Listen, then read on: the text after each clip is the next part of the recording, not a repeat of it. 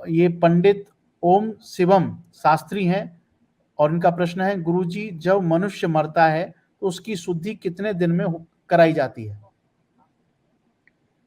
अब अगर हम लोग गरुड़ पुराण देखें तो जब तक ब्रह्म भोज नहीं हो जाएगा, हमने तो जितने भी लोगों से सुना है या पढ़ा भी है, 13वीं जब तक ना हो, वैसे तो 1.25 महीने का मामला समझना चाहिए, लेकिन बहुत अतिशीघ्र किया जाए तो 13 दिन लगते हैं इन सब कार्यों को करने में।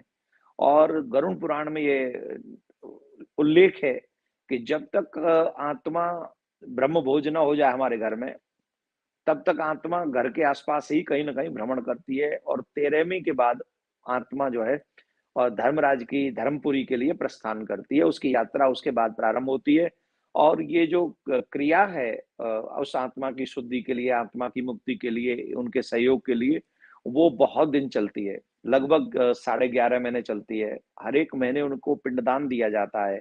शुद्धि तो 13 दिन में हो जाती है, लेकिन जो क्रिया है वो पूरे वर्ष भर की है। पूरे वर्ष भर जाने वाली आत्मा के लिए जो यहाँ उसकी फैमिली के मेंबर्स हैं, उनको कार्य करना पड़ता है, और उसके लिए पिंडदान इत्यादि करना पड़ता है। जैसे अस्थियों को गंगा में बहाना इत्यादि हो गया, पिंडदान देना हो गया, हर महीने पिंडदान देना होगा।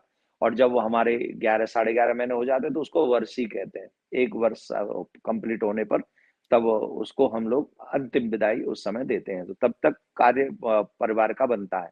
दुर्भाग्य से आजकल एक बहुत बड़ी समस्या हो गई है, जो मनुष्य हमें पूरा जीवन दे देता है, हम उसको 12-13 दिन भी नहीं दे पाते।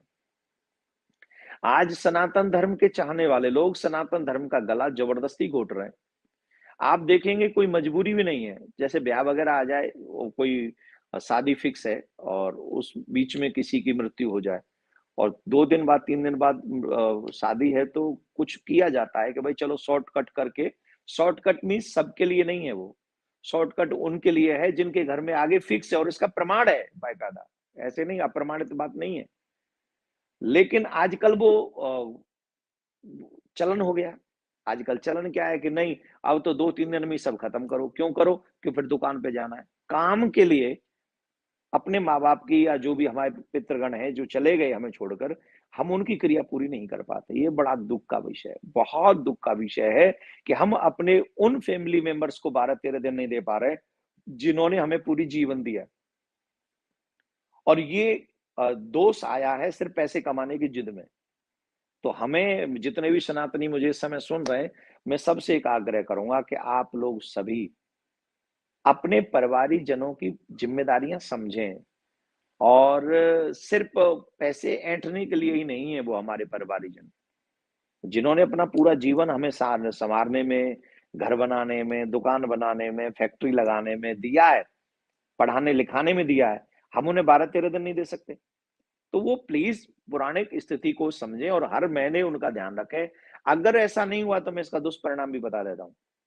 पितृ रुष्ट होने पर, अगर उन आत्माओं का सही से क्रियाकर्म न किया जाए तो पितृ रुष्ट होते हैं। पितृ रुष्ट होने पर हमारे काम को, जिस काम के लिए सब छोड़ते हैं, वो काम रुक जाता है, और घर में बीमारियां लग जाती हैं। विकृत मानसिकता के लोग जो है घर में हो जाते हैं, और द्वंद्व और कलेश बहुत होता है। तो इसलिए 13 दिन में शुद्धिकरण होगा, लेकिन क्रिया पूरी 1 वर्ष चलेगी। यही गरुड़ पुराण हमको बताता है।